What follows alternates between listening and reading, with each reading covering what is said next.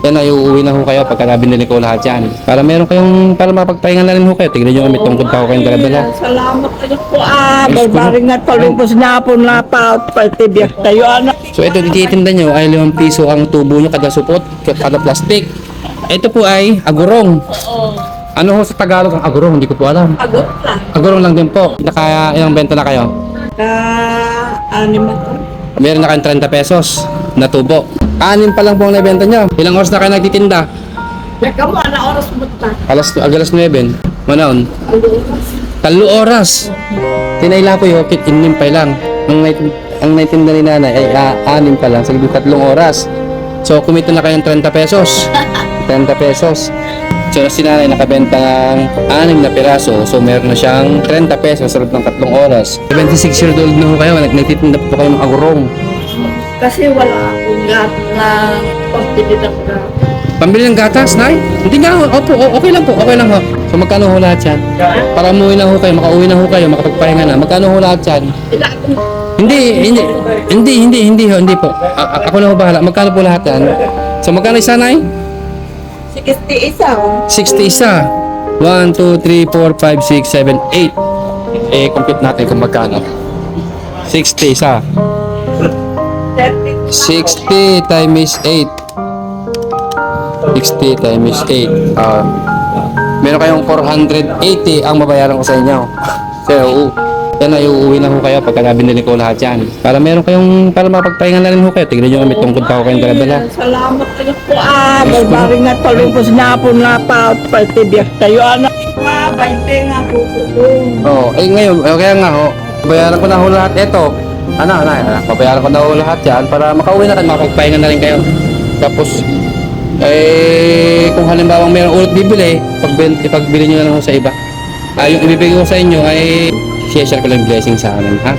Saglit lang at may kukuhain na ako. Oo. Gatas. May pinangkat si mother. Ito bang gatas yung gusto nyo na? Gatong gatas. Pambakit. Hindi ko, kapag pang matanda pang bata, okay lang. Kanya na lang ho yan, ha? I-plastic ko natin. Ayan, ha? Sige na, i-plastic niya. Ayan. So, so, ata, kay 3 oras, meron siyang tinubang 30 pesos. Laklak. 76 years old na si mother. Sige ngayon na, nagawin natin. Ato, ialay kami na yun. Kaya lang, masyadong marami. Pag uulamin namin lahat ito, kukuha lang isang piraso. Kukuha lang po isang piraso. Kukuha lang isang piraso, uulamin namin. Tapos ito, kung halimbawa mayroong bibili iba, ipagbenta nyo na lang. Ito ay 480. Di kukuha lang isang piraso pang ulam namin sa bahay at matikman ko din. Ito unay. Kala ko kunin mo lahat. Ayun nga ho, sa inyo na rin ho yan. Sa inyo na rin ho ito. At itong gatas, kunyo. Panggatas nyo. Ha? Salamat, Along. Salamat. When na, ayos lang nga dyan, okay lang. Madikinyak lang. Huwag kayo sa akin po salamat. Ako malakas pa, kaya ko pang kitain yung yung ganyang bagay. Doon kayo magpasalamat sa taas. Sa taas po kayo magpasalamat lang. Hindi ko kukuha niya. Ito, kung may halimbawa may bibili, ipagbenta nyo na lang ho. Ipagbenta nyo ng mas mura para mas mabilis yung mapaubos. Oo nga. Namali kayo. When?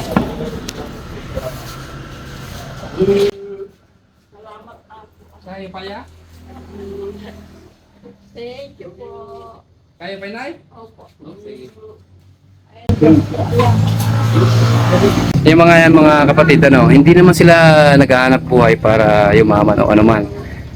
Siguro, pangtustos na sa pangangailangan sa pang-araw-araw. Kaya kung meron kayong makikitang mga klaseng tao na may edad na, tapos try natin makatulong sa kapwa. So, yun lang at magtitinda pa kami ni Mel. Ay, kasi vlog natin.